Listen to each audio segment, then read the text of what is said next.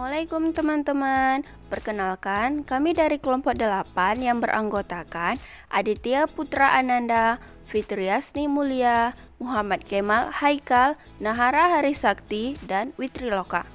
Di sini kami akan menjelaskan mengenai tema 3 yang berjudul komponen-komponen sistem peradilan pidana di Indonesia.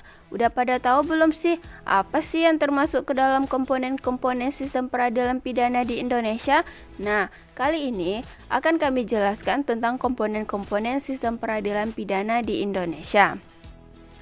Berdasarkan Undang-Undang Nomor 8 Tahun 1981 tentang Kitab Undang-Undang Hukum Acara Pidana, Criminal Justice System di Indonesia melibatkan dan mencakup subsistem dengan ruang lingkup masing-masing, yaitu 1. Kepolisian. Dalam sistem peradilan pidana Indonesia, kepolisian memiliki tugas utama yaitu menerima laporan dan pengaduan dari masyarakat tentang terjadinya suatu tindak pidana, melakukan penyelidikan dan penyidikan tindak pidana, melakukan penyaringan terhadap kasus-kasus yang memenuhi syarat untuk diajukan kejaksaan, melaporkan hasil penyidikan kepada kejaksaan, dan memastikan dilindunginya para pihak yang terlibat dalam proses peradilan pidana. Peraturan perundang-undangan yang berkaitan dengan kepolisian sebagaimana subsistem peradilan pidana adalah Undang-Undang Nomor 2 Tahun 2002 tentang Kepolisian Negara Republik Indonesia, Undang-Undang Nomor 3 Tahun 2002 tentang Pertahanan Negara, dan Kitab Undang-Undang Hukum Acara Pidana. Selain kepolisian, terdapat pihak lain yang berwenang melakukan penyidikan dalam perkara tindak pidana tertentu, yaitu PPNS, Penyidik Pegawai Negeri Sipil. Komponen yang kedua yaitu kejaksaan.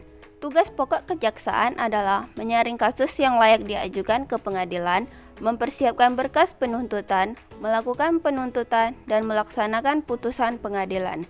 Kejaksaan sebagai salah satu subsistem dalam sistem peradilan pidana di Indonesia diatur dalam Undang-Undang Nomor 16 Tahun 2004 tentang Kejaksaan Republik Indonesia.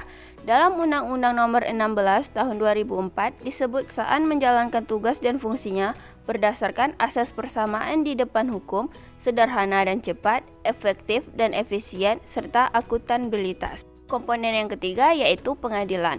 Pengadilan berkewajiban untuk menegakkan hukum dan keadilan, melindungi hak-hak terdakwa, saksi, dan korban dalam proses peradilan pidana, melakukan pemeriksaan kasus secara efisien dan efektif, memberikan putusan yang adil dan berdasarkan hukum, dan menyiapkan arena publik untuk persidangan sehingga publik dapat berpartisipasi dan melakukan penilaian terhadap proses peradilan di tingkat ini.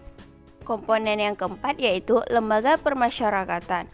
Lembaga permasyarakatan berfungsi untuk menjalankan putusan pengadilan berupa pemenjaraan, memastikan perlindungan hak-hak narapidana, melakukan upaya-upaya untuk memperbaiki narapidana, dan mempersiapkan narapidana untuk kembali ke lingkungan masyarakat. Perubahan nama dari penjara menjadi lembaga permasyarakatan sejatinya mengandung makna yang mendasar terhadap sistem pembinaan terhadap narapidana yang menjadi pola dasar dan tujuan utama kehadiran lembaga permasyarakatan itu sendiri. Komponen yang terakhir yaitu pengacara atau advokat. Tugas utama pengacara adalah melakukan pembelaan bagi kliennya dan memastikan hak kliennya dipenuhi dalam proses peradilan pidana. Dalam Undang-Undang Nomor 18 Tahun 2003 tentang advokat dijelaskan bahwa advokat bertugas sebagai penegak hukum, bebas, mandiri untuk terselenggaranya peradilan yang jujur, adil, dan memiliki kepastian hukum bagi semua pencari keadilan dalam menegakkan hukum, kebenaran, keadilan, dan HAM. Nah, sekian yang dapat kami jelaskan. Terima kasih.